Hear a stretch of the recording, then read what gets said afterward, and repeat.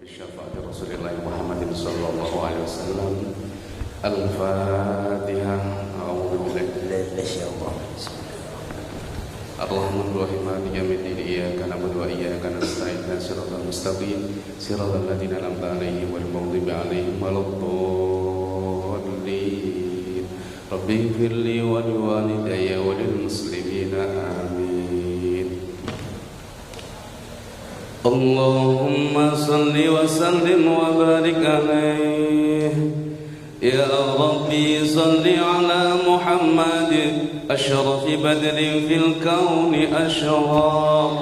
يا ربي صل على محمد يا ربي صل عليه وسلم. يا ربي صل على محمد أكرم داعي يدعو إلى الحق. يا ربي صل على محمد يا ربي صل عليه وسلم. يا ربي صل على محمد المصطفى الصادق المصدق. يا ربي صل على محمد يا ربي صل عليه وسلم. اللهم صل وسلم وبارك عليه.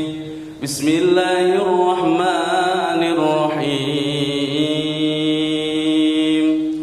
إنا فتحنا لك فتحا مبينا ليغفر لك الله ما تقدم من ذنبك وما تأخر ويتم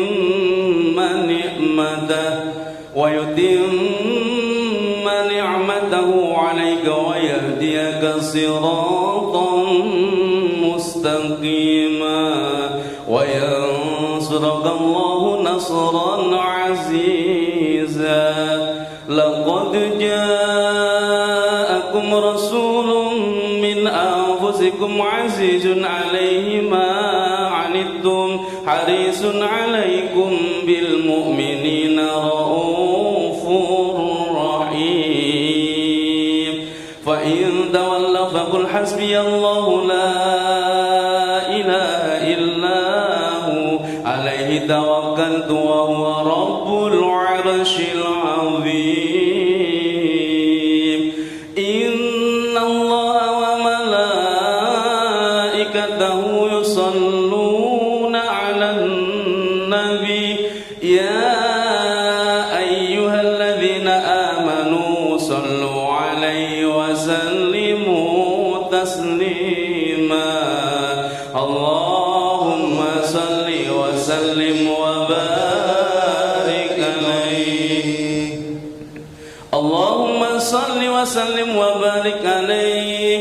فحين قرب أوان وضع هذا الحبيب أعلنت السماوات والأرضون ومن فيهن بالترحيب وامطر الجود الإلهي على أهل الوجود تفيد وألسنة الملائكة بالتبشير للعالمين تعيد.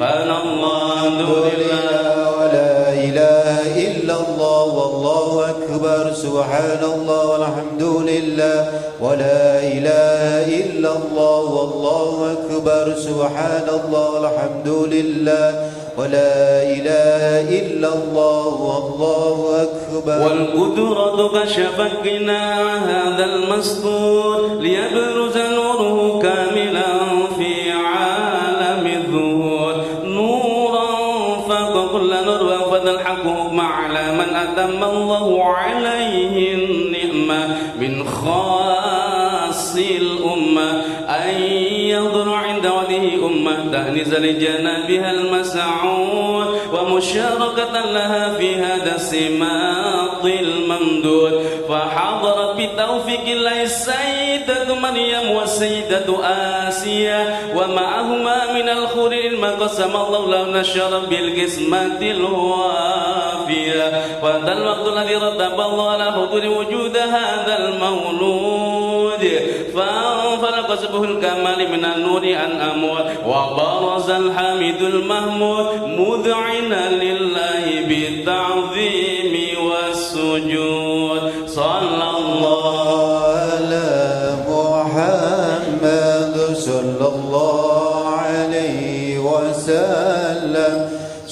الله على محمد صلى الله عليه وسلم يا نبي سلام عليك يا رسول سلام عليك يا حبيب سلام عليك صلوات الله عليك يا نبي سلام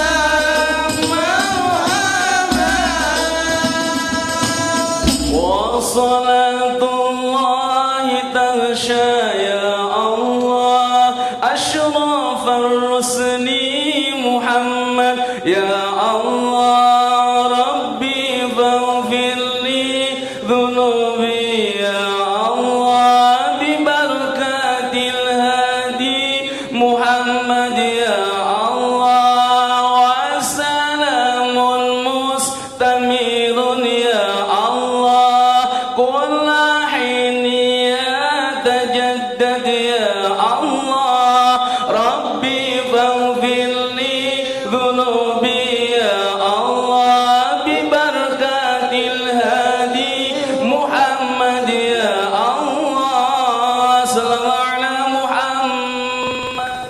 Assalamualaikum warahmatullahi wabarakatuh. Bismillahirrahmanirrahim. Alhamdulillah alladzi ja'ala al-ilma nuran wa hadiyan ilal jannah. Salatu wassalamu ala sayyidina wa habibina wa syafi'ina wa qurrati a'yunina sayyidina wa maulana Muhammadin sallallahu alaihi wasallam wa ala alihi wa sahbihi ajma'in. Amma ba'du. Hadratul muhtaram, para alim, para kiai, wabil khusus Bapak Haji Fatul Huda, Bapak Haji Tom Badawi, Bapak Haji Nur Nahar Hussein, Bapak Sekda, Bapak dari Kementerian Agama Kabupaten Tuban, wabil khusus Bapak Haji Zainuri Sangking Gresik, seluruh jamaah rahimakumullah. Marilah muhasabah pagi hari ini kita buka dengan bacaan Ummul Kitab liridho illa wa bisyafaati Rasulillah sallallahu alaihi wasallam. Al-Fatihah.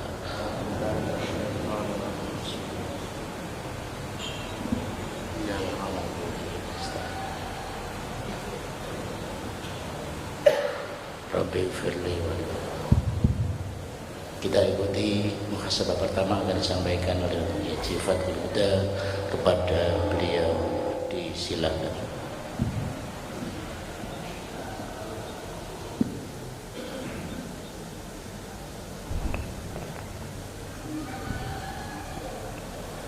Assalamualaikum warahmatullahi wabarakatuh.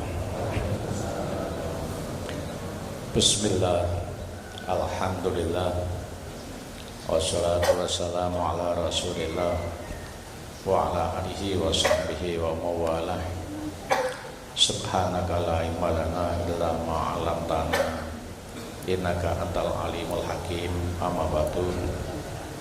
Ashabul fadilah, para kiai, segenap jamaah muhasabah Sabtu pagi yang hadir di sini maupun pendengar padi radio suara di rumah.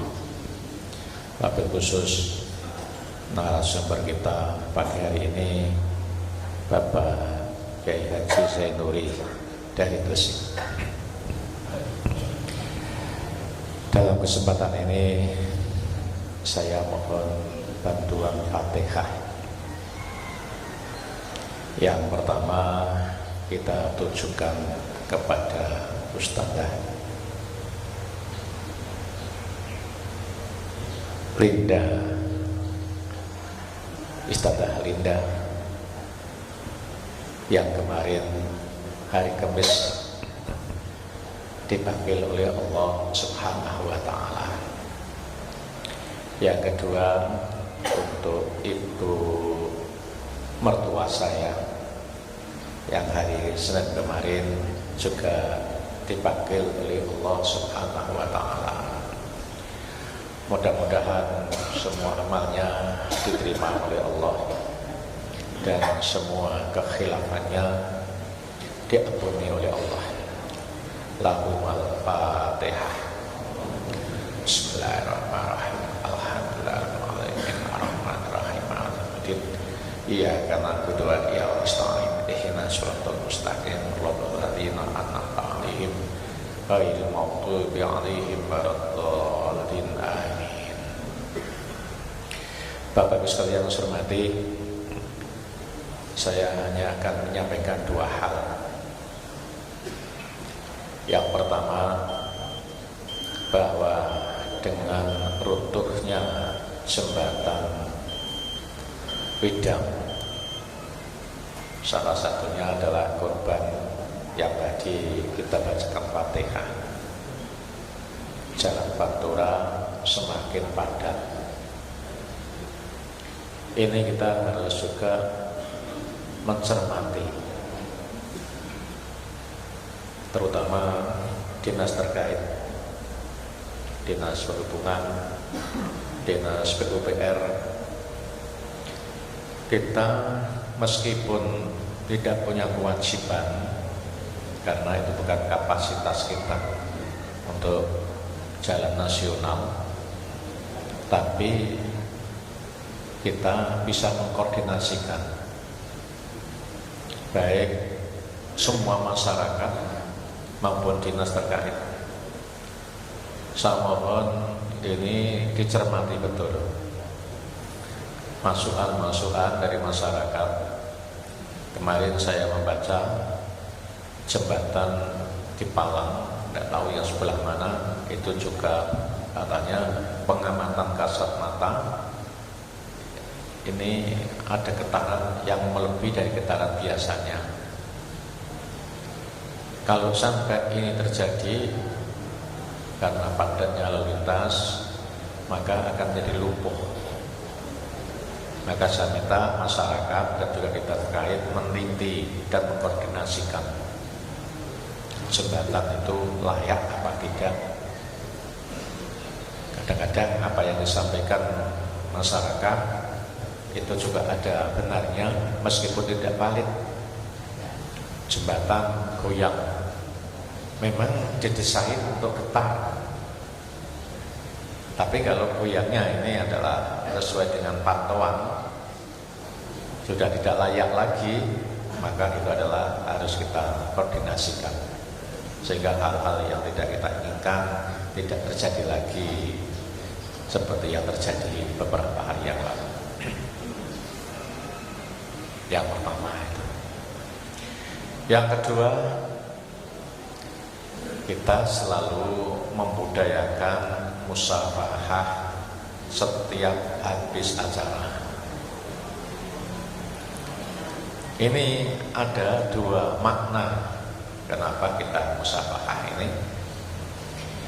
Kalau tinjauan dari agama, apa yang kita sering dengar sebuah hadisnya beliau Rasulullah sallallahu alaihi wasallam, ma min muslaimaini yaltaqiyani fatasafahani illa ghufira tanbuma qabla yatafarraqa.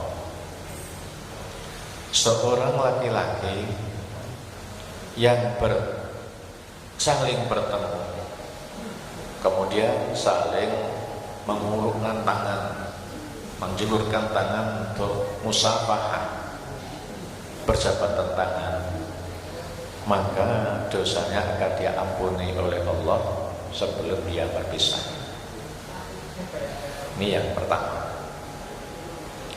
Kemudian yang kedua, ketika musafahah ini saya bisa ngabsen untuk pejabat-pejabat mana yang aktif, mana yang tidak aktif. Karena kalau di absen secara tertulis ini adalah rasanya kok tidak etis, ngaji kok di absen. Tapi kalau saya ketemu satu-satu semua, terutama kepala dinasnya, siapa yang sering bolos, kemudian nanti kabinnya siapa yang sering bolos, itu pasti ada dalam catatan saya. Ini kepentingan yang kedua. Yang ketiga, Bapak Ibu sekalian, banyak orang yang pinter itu bisa melakukan beberapa hal. Semua dia bisa melakukan. Yang kedua yang kita jumpai, banyak orang yang pinter tapi tidak bisa berbuat bablas. Jadi tidak bisa menyelesaikan dengan baik. Ada juga orang itu yang tidak pinter tapi bisa menyelesaikan berbagai hal. Sudah barang tentu ini adalah menunjukkan bahwa kemampuan manusia ini sangat terbatas sekali. Katanya Pak Tom, wong pinter kalah karo wong bejo. Oh ya. Jadi kalau orang sing pinter bisa mengerjakan semua hal, itu adalah hal yang wajar. Tapi kita juga sering menemui wong pinter kayak iso mergawe blas. Mangan kami lho. Ada yang kita temui begitu. Ada yang orang itu ilmunya pas-pasan, tapi selalu memperoleh keberuntungan. Kita ini harus merasa orang yang pas-pasan, bukan orang yang pinter. Bagaimana kita selalu memperoleh keberuntungan? Maka sarannya kita harus selalu mendekatkan diri kita kepada Allah Subhanahu wa Ta'ala. Ini loh yang kami maksudkan, kenapa semuanya ini harus aktif mengikuti kegiatan-kegiatan keagamaan. Biar kita ini sekalipun tidak pinter bisa menyelesaikan semua permasalahan. Masalah yang kita hadapi semakin hari bukan semakin gampang. Semakin hari permasalahan semakin berkembang terus menerus. Usia kita semakin meningkat, kemampuan IQ kita ini semakin turun untuk menangkap hal yang baru, tidak masih ketinggalan dengan perkembangan permasalahan daripada kemampuan kita. Maka di sini harus kita tajamkan, yaitu dengan kegiatan-kegiatan ritual spiritual. Dan nanti habis ini ada Isra Mi'raj di Pendopo yang akan disampaikan akan ngaji adalah Romo Kiai Haji Abdul Ghafur dari Paciran. Semua yang hadir, kalau ada waktu bisa hadir di Pendopo, setidaknya bisa monitor di radio suara. Itu beberapa hal yang bisa saya sampaikan. Terima kasih. Wassalamualaikum warahmatullahi wabarakatuh.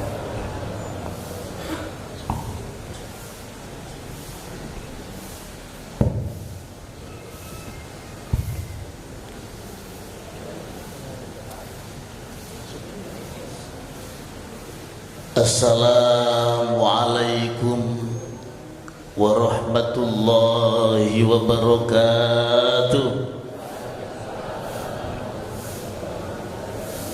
Nyuwun sewu, dikengken jumeneng tengah jenje ketinggal. Padahal nggih wonge gedhe ireng nggih.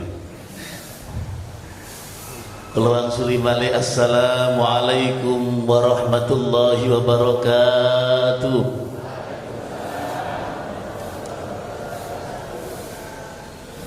Bismillah, alhamdulillah,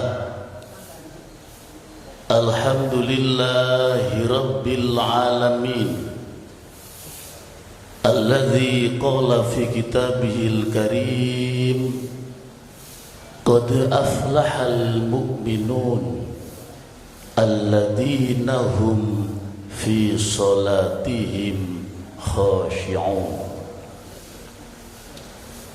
Allahumma salli wa sallim wa barik ala sayyidina wa habibina wa syafi'ina wa qurrati a'yunina Muhammadin sallallahu alaihi wasallam. Al-qail man hasunat salatuhu wa qasura ayaluhu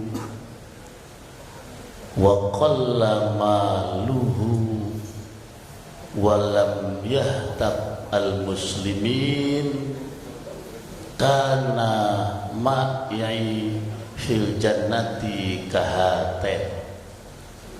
Wa ala alihi wa ashabihi wa man tabi'ahum bi ihsan ila yaumil liqa, amma ba'd. Hadratal afadhil wal a'izza, sedayane para kiai, para masyayikh, para pejabat Kabupaten Tuban, wa nakhusu bi dzikri wabil khusus dumateng panjenenganipun Romo Ki Haji Fathul Huda Bupati Tuban saha panjenenganipun Bapak Wakil Bupati Bapak Sekda lan para hadirin hadirat jamaah salat subuh istiqomah yang semoga Allah melimpahkan rahmatnya kepada kita bersama, amin Allahumma amin. Istiqomah dalam ibadah, istiqomah dalam sholat, istiqomah dalam berjamaah menghadap Allah subhanahu wa ta'ala. Para hadirin hadirat yang dimuliakan oleh Allah, ada suasana yang didoakan Nabi berlipat ganda pahalanya. Ada tempat yang didoakan Nabi bila engkau sujud di dalamnya berlipat ganda pahalanya. Nabi Muhammad sallallahu alaihi wasallam mendoakan satu iklim dan suasana. Bila engkau melek atau engkau bangun di suasana itu, maka aku doakan barokah hidupmu, amin Allahumma. Kapan suasana hawa yang Nabi juga mengulurkan tangan berdoa untuk hawa itu?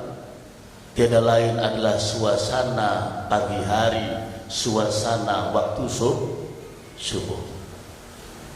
Nabi Muhammad meminta Allah subhanahu wa ta'ala khusus di derajat Celcius ini, di waktu ini, dan di situasi suasana ini, aku minta kepada engkau ya Allah Jalla Jalaluh untuk menganugerahkan rahmat sebanyak-banyaknya untuk umatku dengan doa beliau, Allahumma barik li ummati fi bukuriha, amin Allahumma.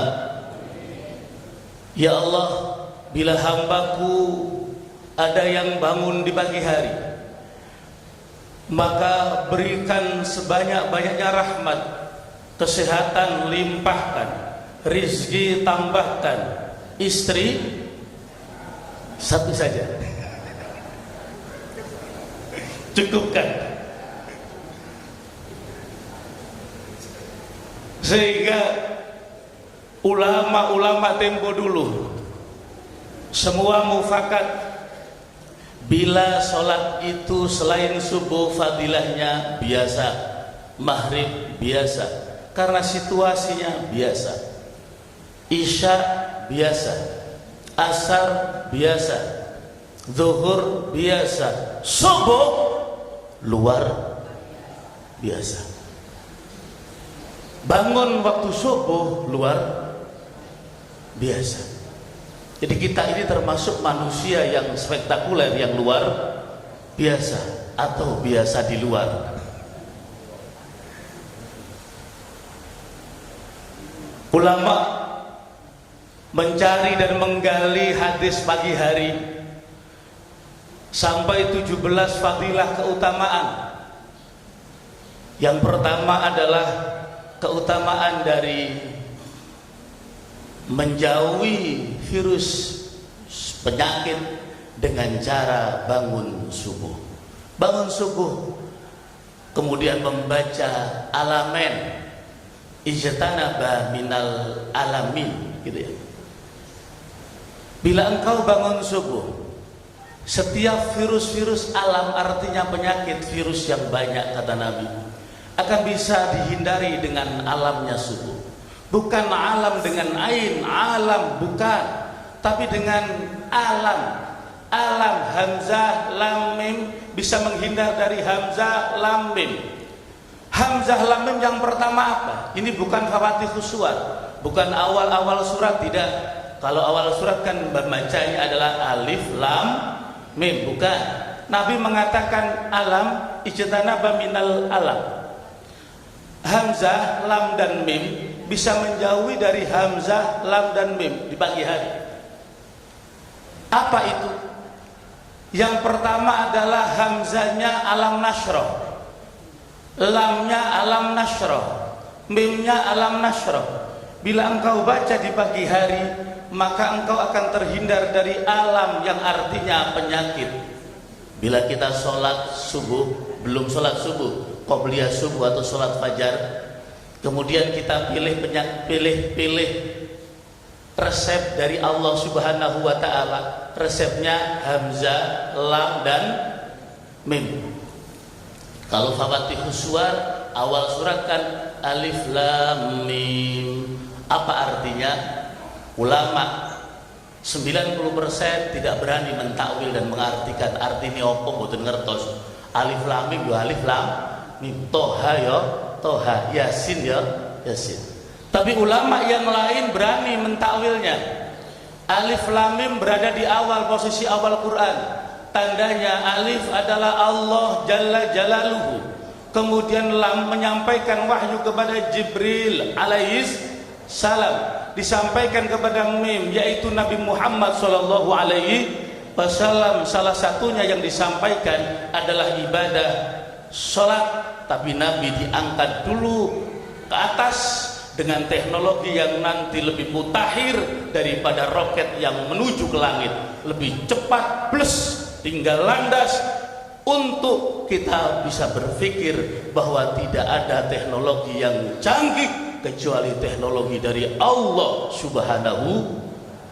Berapapun kecepatannya cahaya, berapapun kecepatan roketmu, berapapun kecanggihan otakmu dari Jerman, bangunan apapun, kecanggihan pesawat apapun, kita bisa mengambil balance, perseimbangan, bahwa tidak ada yang mutakhir, tidak ada yang ahli dalam teknologi kecuali Allah Subhanahu wa ta'ala. Bapak Ibu hadirin sekalian yang dirahmati oleh Allah, pagi Nabi memilihkan resep untuk kula panjenengan sedaya. Resep sehat. Satu, alam nasroh. Alam yang kedua adalah alam taroh. Bila engkau sholat 2 rakaat sebelum subuh dan engkau pilihkan alam nasroh dengan alam taroh untuk surat pendekmu, maka engkau akan dijauhi Allah, akan dijauhkan oleh Allah dari alam, dari segala macam penyakit. Amin Allahumma. Subuh ini antivirus, penyakit jantung hilang karena jantungnya sehat, penyakit pilek hilang, penyakit mata hilang karena mata melihat hijau-hijau. Apalagi kita baca dengan thariqah Rabbani, cara menghadap kepada Allah, yaitu melakukan sabda beliau Nabi, membaca alam menjauhi dari alam. Napa wau? Alam nasroh, alam taroh. Nek niki isu niki boten alam taroh tapi alam nyata. Alam napa? Nyata. Menjauhi saking penyakit-penyakit begitu besar. Oleh karena itu ada sahabat Nabi dan juga menantu Nabi, mohon maaf, bersaing dengan seorang wanita, yaitu istri dari Nabi Muhammad sallallahu alaihi wasallam. Menantu Nabi siapa? Tiada lain adalah putra dari paman beliau, yaitu Sayyidina Ali karramallahu wajhah. Sayyidina Ali yang wajahnya dimuliakan Allah. Tidak pernah Sayyidina Ali itu matanya memandang kemaksiatan. Bahkan tidak pernah Sayyidina Ali yang matanya melihat cacat pada dirinya, termasuk melihat alat vitalnya. Di toilet, andaikan dulu zaman Sayyidina Ali, beliau tidak tahu apa dan bagaimana kemaluannya. Kalau kita hafal, kalau Sayyidina Ali bersih tidak tahu, sehingga beliau doanya berbeda dengan doa sahabat yang lain.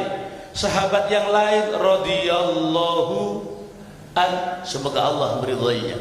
Abu Bakar Siddiq radhiyallahu an, Sayyidina Umar radhiyallahu wa'ala. Tapi khusus Sayyidina Ali karramallahu wajhah, Allah memuliakan wajahnya. Alat vitalnya saja tidak tahu.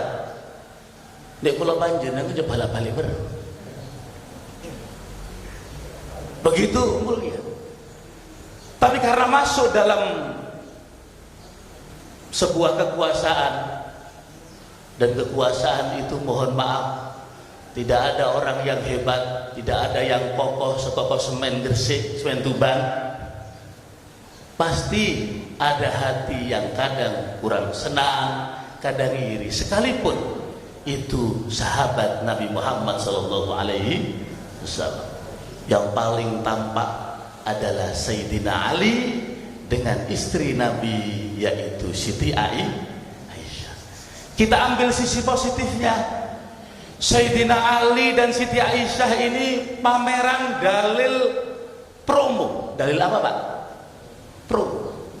Siti Aisyah dengan Sayyidina Ali pameran riwayat dalil promo. Promo habis-habisan.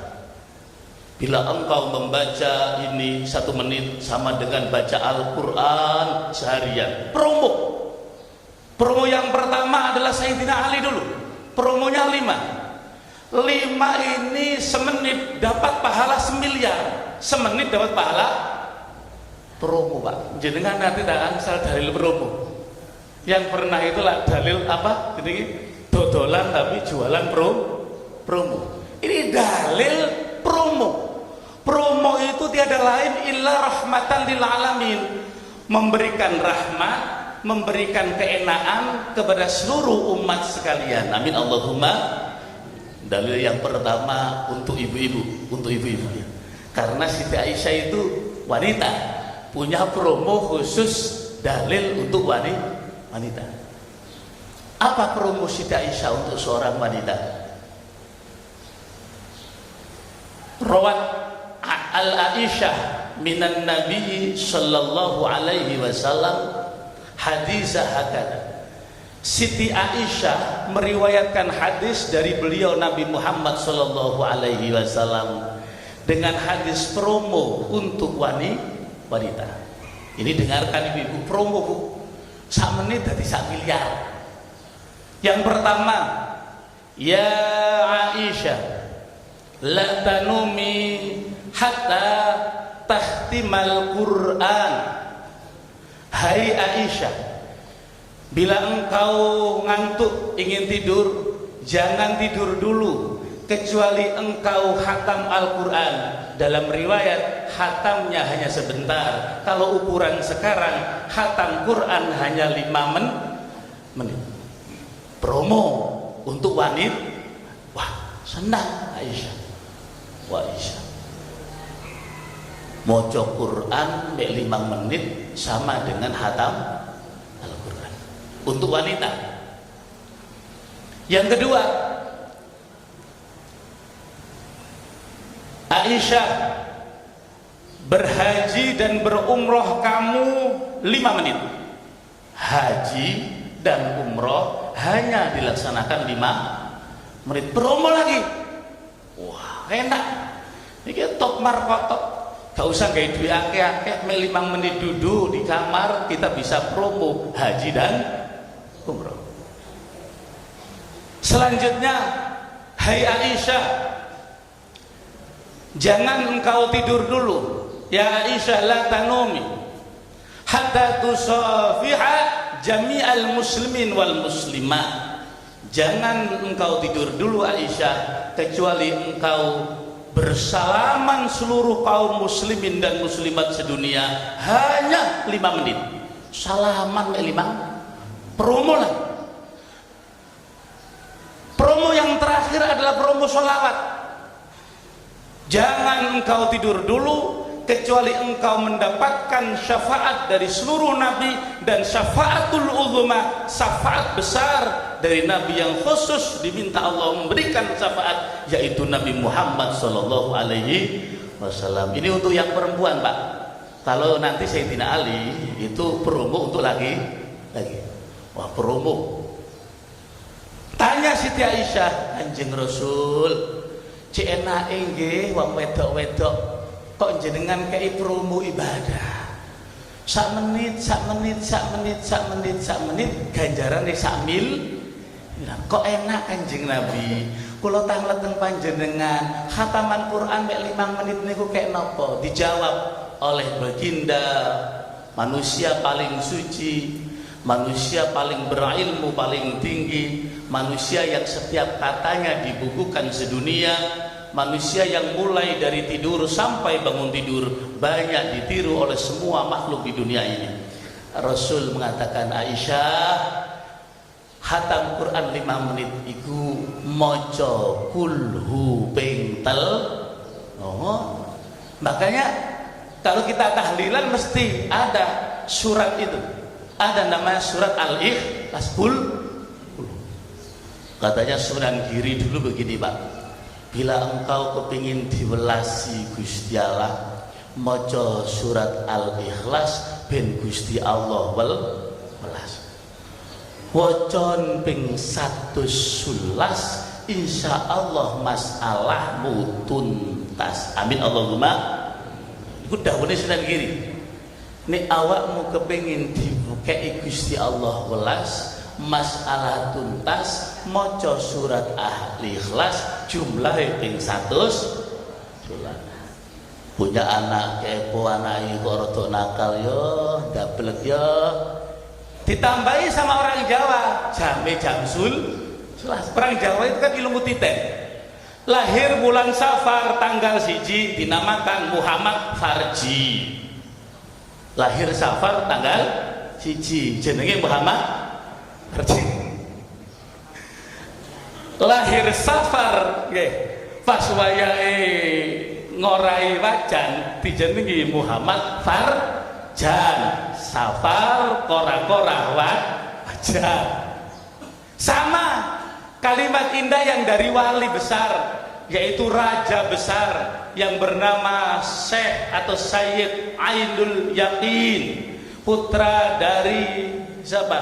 Sayyid Maulana Ishaq, putra dari Sayyid Jumadil Kubro, sampai ke kakeknya yang di sebelah Yaman. Kalau saya di Yaman dulu, di saat ngaji di Yaman, itu waktu saya habiskan untuk ziarah ke makam kakeknya Wali Songo.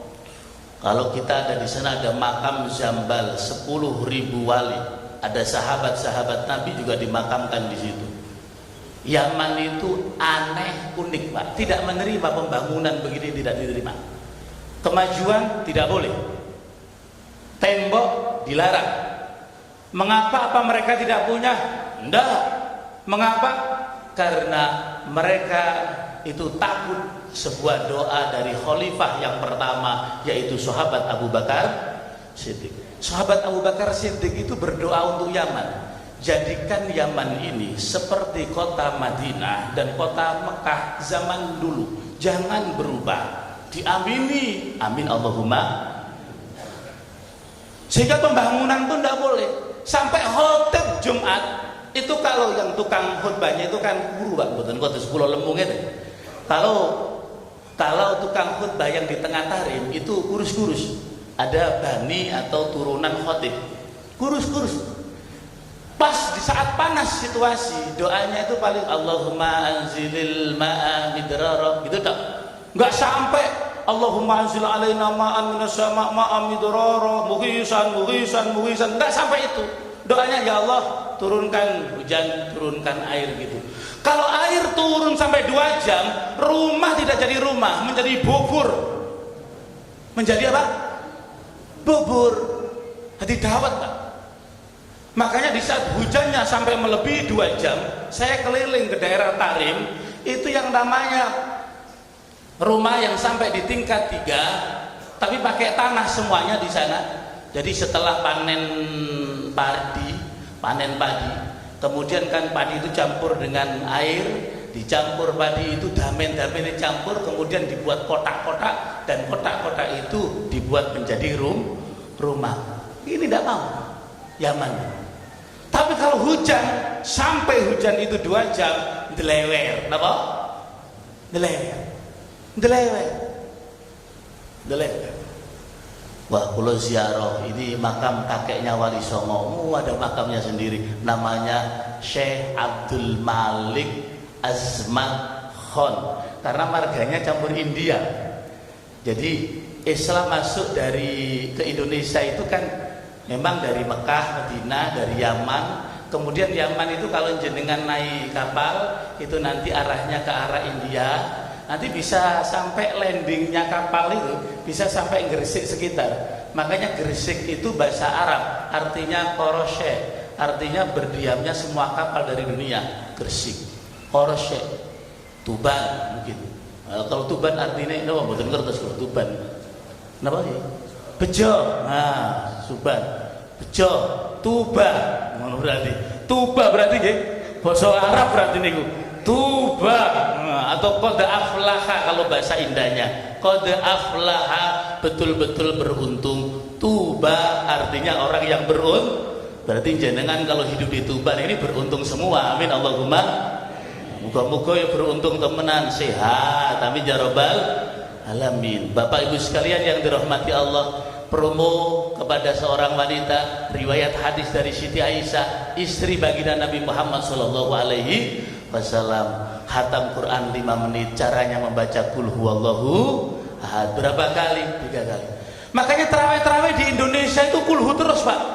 Bahkan burung di Indonesia ada yang namanya burung kulhu. Gini apa mboten? Dulu ada ulama besar, Pak. Kalau tidak salah namanya itu Sayyid Syato. Sayyid Syato itu hidup beliau 300 tahun dulu, 300 kurang. Beliau ditanyai dengan tradisi Indonesia. Mengapa? Berarti Indonesia mulai dulu kulhu ini, Pak. Tarawih dan Alhaakumut Takasur, rakaat kedua mulai dulu. Masuk dalam satu kitab. Kitab ini tidak mengarang asli tapi hanya komentator. Atau dalam bahasa pesantren namanya hasyiah atau namanya syarah. Yang canggih itu matan atau yang mengarang kitab.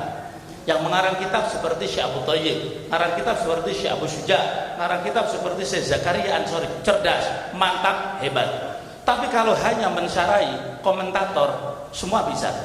Hanya hasyiah bisa, hanya syarah bisa. Jenengan ngomentatori dok TV ini kula pinter. Hasyiah lebih enak, syarah lebih enak. Niki wonten pertanyaan ngeten. Mengapa di Indonesia itu kalau terawih itu yang dipakai itu kok alhaakumut takatsur kul hu wal asri kul hu. Pokoknya kul hu. Tadi kul hu itu promo pahala dari siapa? Siti Aisyah radhiyallahu anha.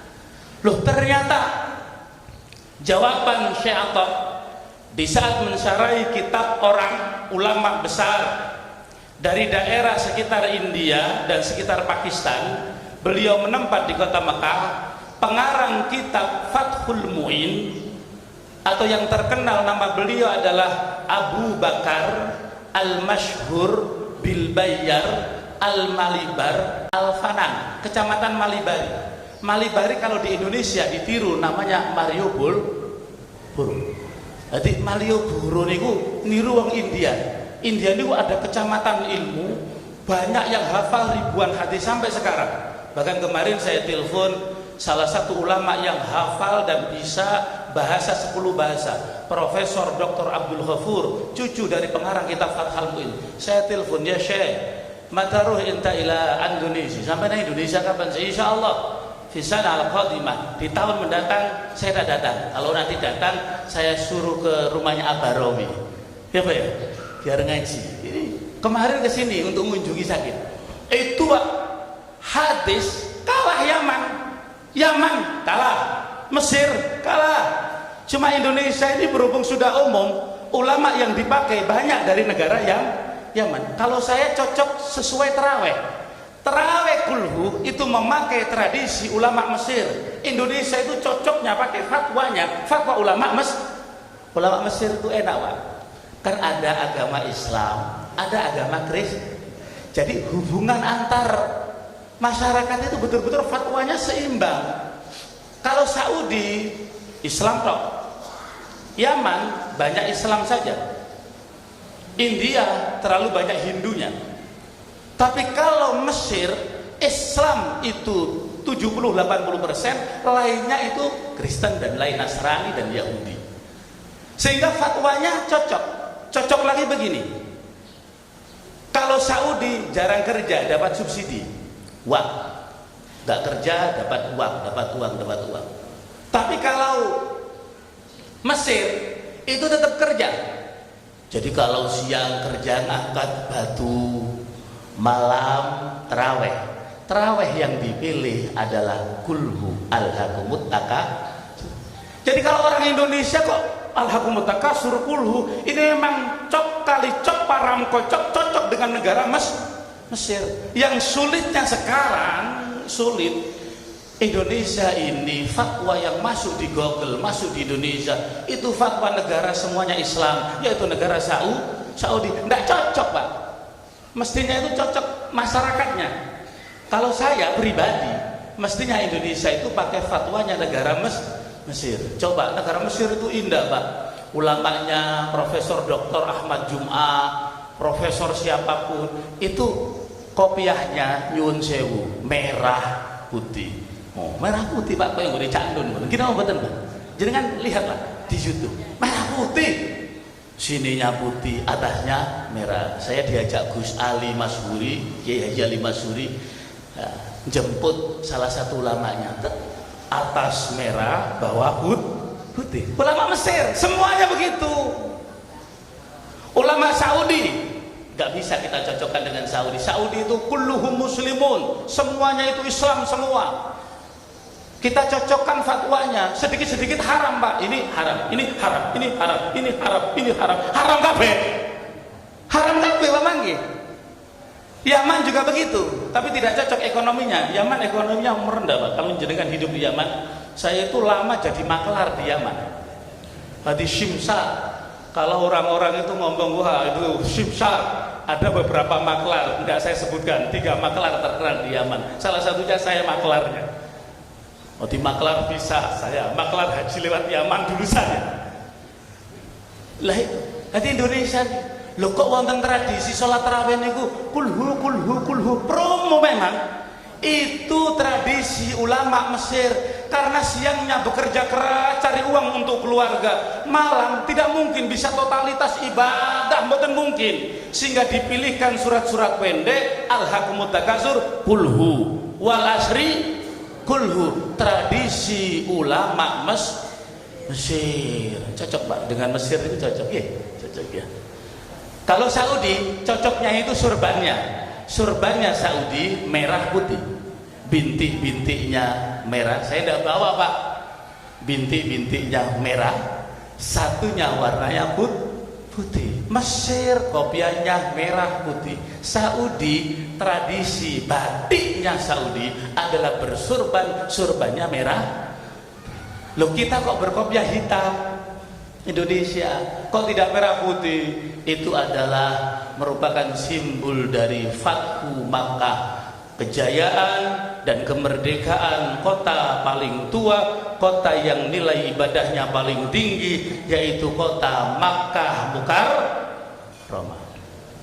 Di saat Fathu Makkah, Mekah merdeka dari cengkraman orang kafir, Rasulullah kemudian membersihkan dari kemusyrikan, kemudian memberikan keadilan. Yahudi dihormati, Nasrani, Kristen dihormati dengan hukum-hukum tersendiri. Yang diutamakan adalah mayoritas, yaitu komunitas agama Islam. Kemenangan Mekah ditandai dengan surban Nabi yang berwarna kopiah hitam.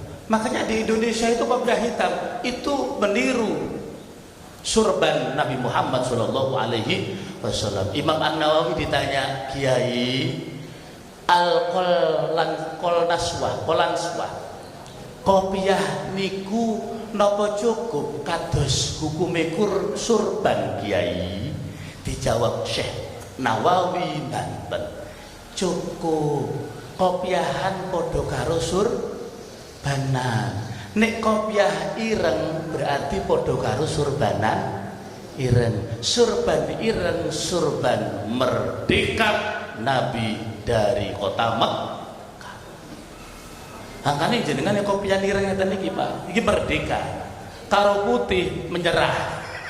Kalau putih berarti menyerah. Seumpama malam Jumat karo bojone seumpama wis gak kuat ngelek kain putih. Dek. Artinya wis gak kuat. Lek kopiah hitam masih kuat. Kopiah hitam.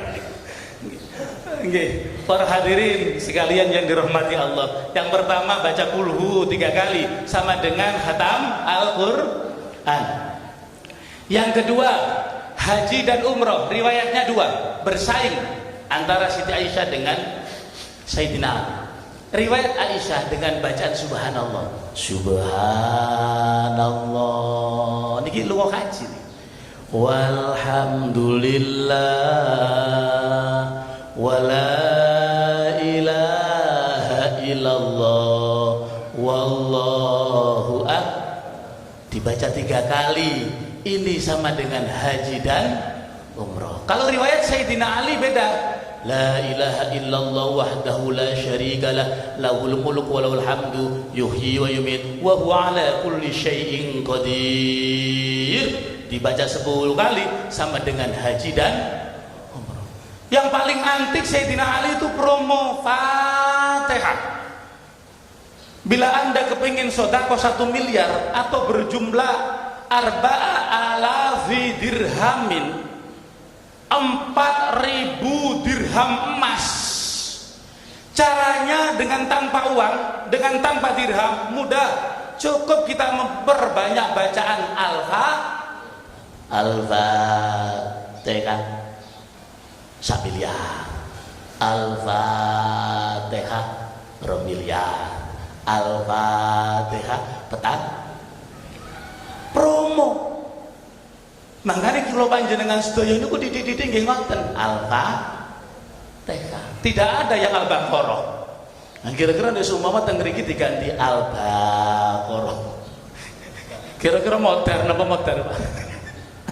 Lah niku istimewa betul. Istimewa nggih. Istimewanya sahabat Nabi mempromo untuk umatnya. Termasuk promo dari Allah Subhanahu wa Ta'ala adalah sholat yang sedikit rakaatnya tapi bernilai banyak fadilahnya. Sholat apakah itu? Sholat subuh. Undang-undang agama secara umum itu berbunyi begini: ma aksaru adadan aksaru fadlan wa rahmatan. Undang-undang Pak, undang-undang fikih atau kaidah fikih, undang-undang 45 tapi fikih. Bila rakaat semakin banyak maka pahala semakin banyak. Ngaten nggih, undang-undang. Bila engkau sedekah semakin banyak maka pahala semakin banyak. Bila engkau sholat tahajud semakin banyak maka fadilah semakin banyak. Tapi ada pengecualiannya. Bila Allah sendiri yang turun tangan mengatakan sekalipun sedikit fadilahnya banyak. Contohnya sholat subuh, sekalipun itu 2 rakaat pertama, rakaat kedua. Sholat subuh itu 2 rakaat. Bisa dikosor apa enggak Pak? Napa? Sakit apa Pak dikosor? Boten napa kok boten sakit? Nek dikosor tadi pinten Pak nek dikosor? Tadi siji dikosor tadi piro? Tadi entek lah. Itu sudah spesial, jangan dikosor. Wis 2 niku genap. 2 niku genap. Ada semester ganjil, ada semester genap. Niki jangan diperhatikan begini Pak. Oh, ini semesternya semester genap. Kalau kemarin istri 1 berarti semester ganjil. Sekarang semester genap berarti istri harus jangan. Jadi makanya Imam Syafi'i itu betul-betul kalau sholat subuh 2 rakaat diperhatikan betul. Nyuwun sewu Bapak Ibu sekalian dirahmati Allah Subhanahu wa Ta'ala. Hadis yang disampaikan oleh Siti Aisyah, yang pertama khatam Quran dengan membaca kulhu, yang kedua haji dengan membaca subhanallah. Ayo bareng-bareng Pak. Walhamdulillah la ilaha illallah wallahu akbar subhanallah walhamdulillah wala ilaha illallah wallahu akbar. Maca ngeten tok wis ganjarane lunga haji. Bahkan Sayyidina Ali memberikan password penguat kunci. Ini kalau ditekan tit, maka iman kita kuat dan kita bisa masuk surga. Amin Allahumma. Apa password dari Sayyidina Ali? Passwordnya la haula wala quwata illa billahil aliyyil azim. Jadi kalau ada orang baca la haula itu 11 kali, itu menguatkan hati, menguatkan jantungnya, nafsu, gerakan-gerakan dari nafsu, bisikan-bisikan nafsu itu mudah hilang. Ini password mengunci untuk kita dalam kehidupan sampai kita masuk surga. Amin Allahumma. La haula wala quwata illa bil, la haula wala quwata illa bil, la haula wala quwata illa billah. Dibaca Pak, dihayati. Bacaan zikir yang lain juga dibaca, itu juga ada hikmah yang banyak. Ilahi ya Rabbi maulana subhanallah subhanallah subhanallah. Dibaca yang pelan subhanallah. Kata Sunan Kalijogo, ini ono wong zikir la ilaha illallah kok pelan. Dan kata beliau Nabi Muhammad sallallahu alaihi wasallam, man qara'a la ilaha illallah bil maddi fi maudhi'il maddi saqatat salasu mi'ati dzunubin minhu. Bila engkau kepingin menguras dosamu, desel dosa, menguras dosamu 300.000 dosa, maka cara membaca zikirmu perpanjang di tempat-tempat yang panjang. Kata beliau Nabi Muhammad sallallahu alaihi wasallam, la ilaha illallah. Ayo bareng-bareng ya, menghapus dosa 100.000 dosa, 300.000 dosa. Afdhalul dzikri fa'lam annahu la ilaha illallah. Kata Nabi, barang siapa yang membaca zikir dipanjangkan, di bacaan-bacaan panjang, maka 300.000 dosa yang pada dirinya akan dihapus oleh Allah Subhanahu wa taala. Amin Allahumma amin. Cuma nggih ampun cepat-cepat Pak. Ampun ngeten. Ilahi ya Rabbi maulana subhanahu wa subhanahu wa subhan. Rasa-rasa subhan sopo itu. Alhamdulillah alhamdulillah dulilan. Takok dulilai apa? Dulilang gendul ilang gendule sapa sing ilang. Makanya pelan-pelan. Kata Sunan Kalijogo, sabda Nabi ini membaca la ilaha illallah dengan pelan dan panjang di tempat panjang-panjangnya la ilaha illallah. Itu kalau kita ngerentek pingin apapun diijabahi oleh Allah Subhanahu wa taala. Amin Allahumma. Karena arsy-nya Allah, tiang dan cagaknya ngeten iki tidak dari semen, tapi anna aimadal arsy min la ilaha illallah. Cagak tiang singgasana Allah, arsy Gusti Allah niku terbuat dari la ilaha illallah. Sehingga kata Nabi, kalau ada orang membaca la ilaha illallah dengan pelan, maka singgasana ini bergetar.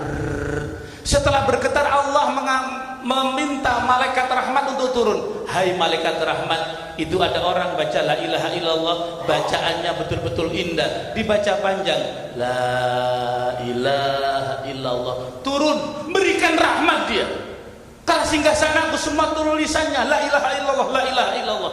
Bila ada orang zikir dengan panjang, la ilaha ilaha illallah. Malaikat semua turun memberikan rahmat kepada kita. Semoga di pagi hari ini rahmat doa dari Nabi Muhammad SAW, pagi hari kita mendapatkan kesehatan dari Allah. Amin Allahumma.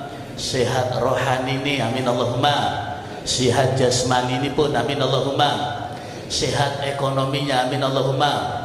Sehat masyarakatnya, amin Allahumma. Semua penduduk Tuban sehat, amin Allahumma. Pejabat Tuban semua sehat, amin Allahumma. Bupati sehat, amin Allahumma. Wakil bupati sehat, amin Allahumma. Seluruh camat sehat, amin Allahumma. Jembatannya juga segera sehat kembali, amin Allahumma. Amin. Sebab kula wau dalu niku macet gansal jam.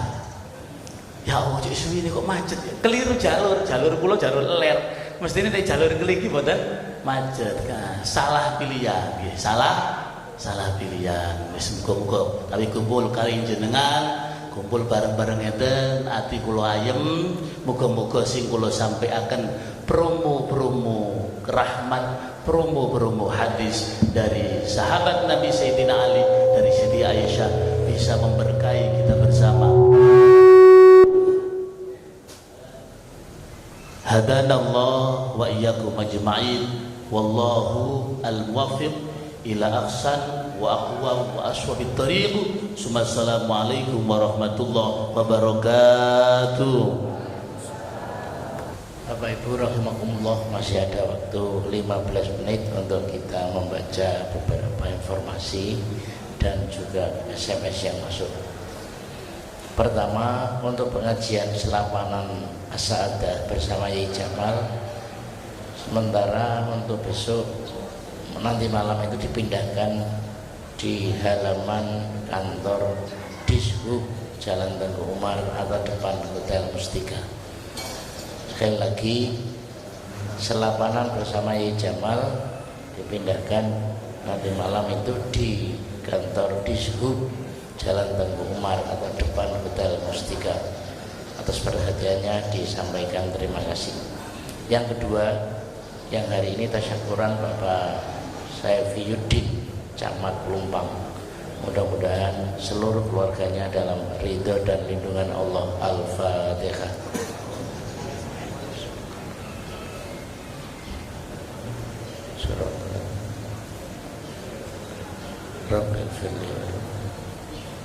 SMS yang pertama, Jalan Raya Semarang Dasin depan Gawang Lokajaya Tuban ada yang mongkrok membahayakan, mohon diperhatikan.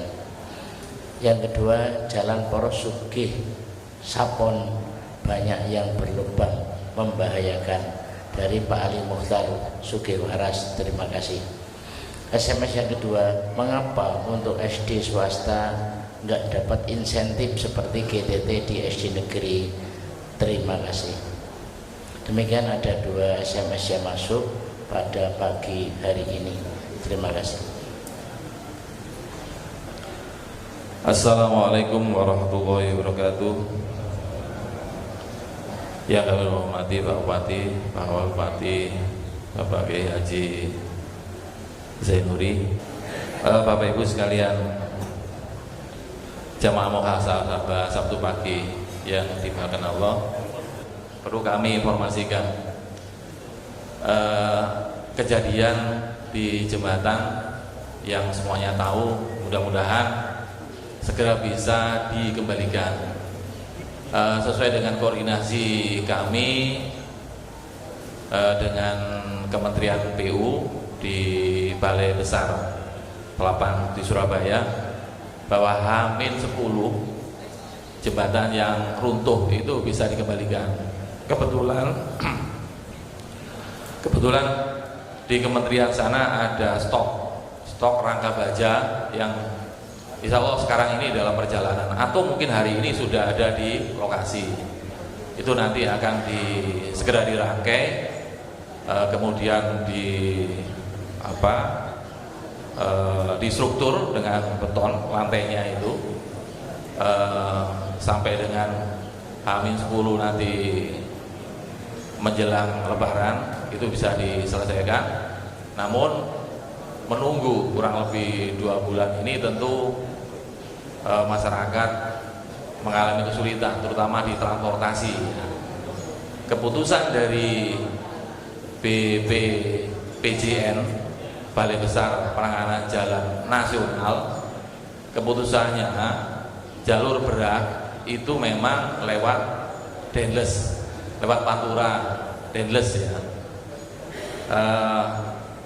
Dari kita, dari Tuban, dari PU yang waktu itu mewakili dan dari kepolisian di Polres, itu sebetulnya sudah mengusulkan agar jalur berat termasuk bis itu bisa lewat ya, yang dari Surabaya itu bisa lewat di jembatan yang sekarang masih utuh, yaitu jembatan baru. Namun waktu itu dari perwakilan BPPJN itu memang sudah membuat keputusan bahwa jembatan baru di Widang itu tidak boleh dilewati untuk kendaraan berat. Nampaknya belum ada kesepahaman, belum ada kesepakatan antara beberapa pihak, termasuk Tuban yang ingin bisa dilewati kendaraan berat. Besok Senin rapat itu akan diulangi, Pak Bupati. Mudah-mudahan nanti akan ada kompromi sehingga masyarakat tidak dirugikan. Banyak sekali sebetulnya yang dirugikan di samping pengguna jalan, termasuk warung-warung, Pak Bupati, warung-warung, parkir-parkir yang ada di sepanjang jalan nasional ini. Tentu selama 2 bulan ini tidak ada aktivitas ya. Tentu saja bisa kita bayangkan Bapak Ibu sekalian, tentu nggak ada pendapatan ya. Semua yang beraktivitas berkaitan dengan jalan nasional lewat Widang ini tentu tutup semua ya. Mudah-mudahan nanti ada kesepakatan. Baik Bapak Ibu sekalian, terkait dengan masukan usulan SMS yang tadi diterima, adanya jalan nasional di Dasin yang bergelombang, ini memang sudah menjadi program rutin yang akan segera dilaksanakan.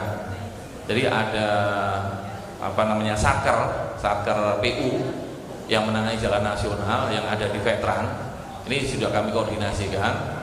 Informasinya akan segera dilaksanakan pengupasan dan normalisasi. Ya, kita yang menggunakan jalan itu memang merasa was-was kalau ada jalan yang bergelombang seperti itu, sangat membahayakan. Ya, namun pemerintah Tuban ini tidak bisa apa-apa karena itu merupakan jalan nasional. Ya, inventaris jalan nasional. Kita tidak boleh menangani kecuali hanya mengkoordinasikan. Kemudian yang lain terkait dengan jalan-jalan kabupaten, Bapak Ibu sekalian yang saya hormati, Pak Bupati sudah beberapa bulan yang lalu sudah keliling ingin mengetahui secara langsung bagaimana kondisi jalan-jalan kita, jalan-jalan yang menjadi kewenangan pemerintah kabupaten, yaitu jalan kabupaten dan jalan desa. Memang tidak seluruh ruas jalan ini dikelilingi oleh Pak Bupati, tapi secara umum beliau sudah langsung mengetahui sebagian besar jalan-jalan kita ini dalam kondisi baik. Ada memang beberapa segmen yang mengalami kerusakan. Ini nanti akan kita tangani di tahun 2018 ini, yang saat ini dalam proses lelang. Dan kalau memang ada beberapa beberapa ruas yang memang belum tertangani, insya Allah nanti di PAK. Perlu kita ketahui Bapak sekalian bahwa tidak mungkin seluruh jalan yang jumlahnya hampir 2000 km ini baik semua. Tidak mungkin ya. Pasti ada yang mengalami kerusakan. Nah, itu disebabkan karena memang jalan itu kan dilewati oleh pembebanan dan termasuk pengaruh cuaca.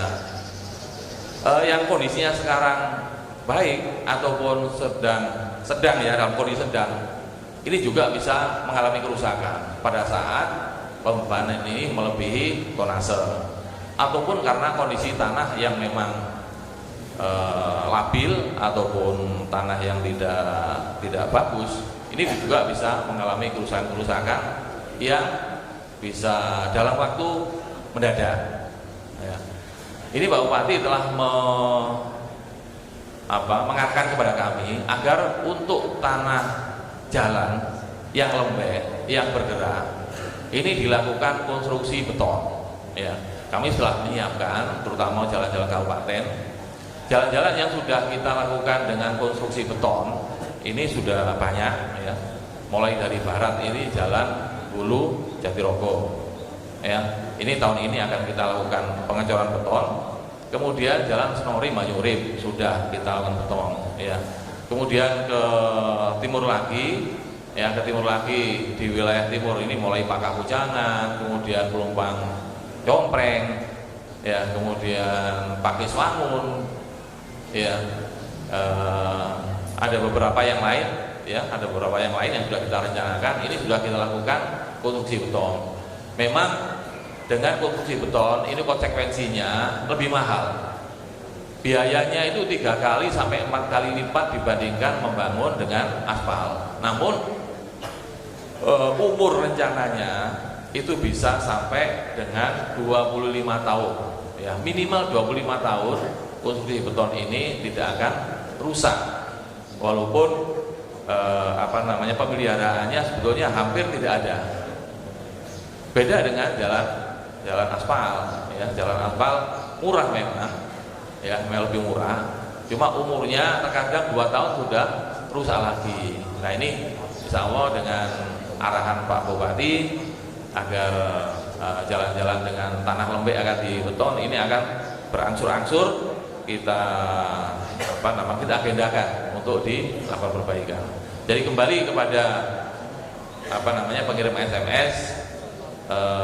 Kami tampung usulannya, informasinya akan segera kami lakukan perbaikan-perbaikan. Sekiranya perbaikan untuk jalan-jalan yang rusak ringan ini akan kita lakukan secara spontan, ya karena kami punya UPT 10 UPT yang siap untuk bisa melaksanakan penambalan dengan rusak ringan. Tapi untuk yang rusak berat tentu harus dilakukan dengan paket kegiatan yang dilaksanakan oleh Perkana. Saya kira itu informasi yang bisa kami sampaikan. Terima kasih. Assalamualaikum warahmatullahi wabarakatuh. Bismillahirrahmanirrahim. Assalamualaikum warahmatullahi wabarakatuh. Yang terhormat Bapak Bupati, Bapak Wakil Bupati, Pak Sekda dan hadirin sekalian, akan saya coba untuk menjawab pertanyaan berkenaan dengan Dinas Pendidikan. Namun saya sampaikan permohonan maaf Bapak Kepala Dinas tidak bisa rawuh karena ada acara Bapak Bupati. Berkenaan dengan insentif guru yang dimana tadi dipertanyakan adalah tentang SD, kenapa tidak ada yang swasta. Perlu saya sampaikan bahwa di Dinas Pendidikan untuk SD lembaga kami ada 573 SD dan insya Allah yang negeri ada 566. Berarti ada sisanya yang swasta adalah insya Allah 7. Untuk di Dinas Pendidikan tahun ini tahun 2018 dianggarkan untuk jasa GTT-PTT baik di SD maupun di SMP ada anggaran 29,3 miliar. Dan insya Allah kita berikan kepada teman-teman yang ada di sekolah negeri. Cuman untuk yang swasta bukan berarti tidak ada, tapi ada, tapi bentuknya adalah dalam bentuk biaya operasional. Dan biaya operasional itu diserahkan pada sekolah untuk bisa dikelola oleh sekolah, termasuk bisa digunakan untuk GR, GTT, PTT yang ada di sekolah swasta.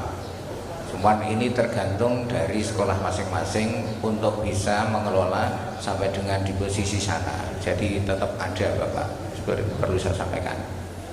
Saya kira itu yang bisa saya sampaikan. Jadi kembalinya kepada lembaga sendiri untuk mengelola anggarannya, bukan berarti tidak ada. Terima kasih. Demikian. Assalamualaikum warahmatullahi wabarakatuh. Terima kasih. Tepat 6:30 muhasabah segera kita akhiri dan doa akan dipandu oleh Bapak Kiai Haji Taung Badar.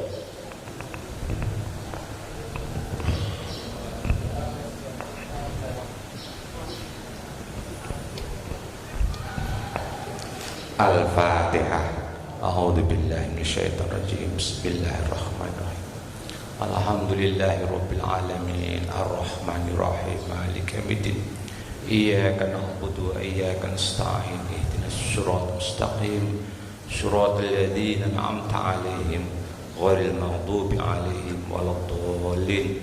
Rabbi firli wa liwalidayya wal mu'minina amin. Allahumma shalli ala Sayyidina Muhammadin wa ala ali Sayyidina Muhammad kama shallaita ala Sayyidina Ibrahim wa ala ali Sayyidina Ibrahim wa barik ala Sayyidina Muhammad wa ala ali Sayyidina Muhammad kama barakta ala Sayyidina Ibrahim wa ala ali Sayyidina Ibrahim fil alamin innaka Hamidum Majid. Allahumma barik lana fi Sya'ban wa ballighna Ramadan bi rahmatika wa judika ya arhamar rahimin ya Hanan ya Manan ya Mughitha kulli malhufin nada ya mujiba kulli muttarrin da'a ya Haliman ala kulli dhi hafwatin asar ya qaiman bil kifayati liman atharuhu ala dunya nas'alukal wusul ila ma la nasulillahi ila bima'unatik wa taf'a ma la natiqu taf'ahu illa biquwwatik wa nas'aluka khairatan fiha afiyah wa afiyatan fiha khairah birahmatika ya arhamar rahimin. Ya Allah, penolong setiap orang yang merana, yang menyeru kepadamu ya Allah.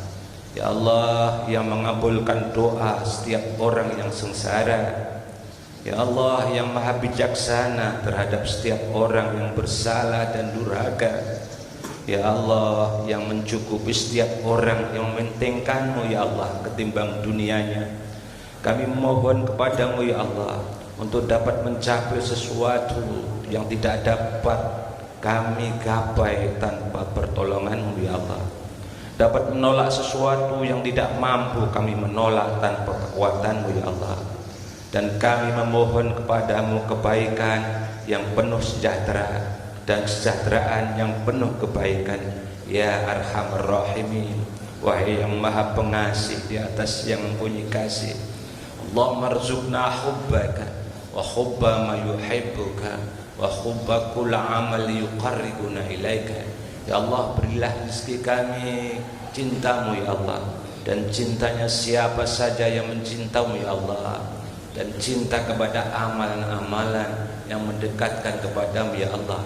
Rabbana atina fid dunya hasanah wa fil akhirati hasanah wa qina adzabannar wadkhilal jannata ma'al abrar ya aziz ya ghafar ya rabbal alamin. Subhana rabbika rabbil izzati amma yasifun. Wassalamun al mursalin walhamdulillahi rabbil alamin. Al-Fatihah.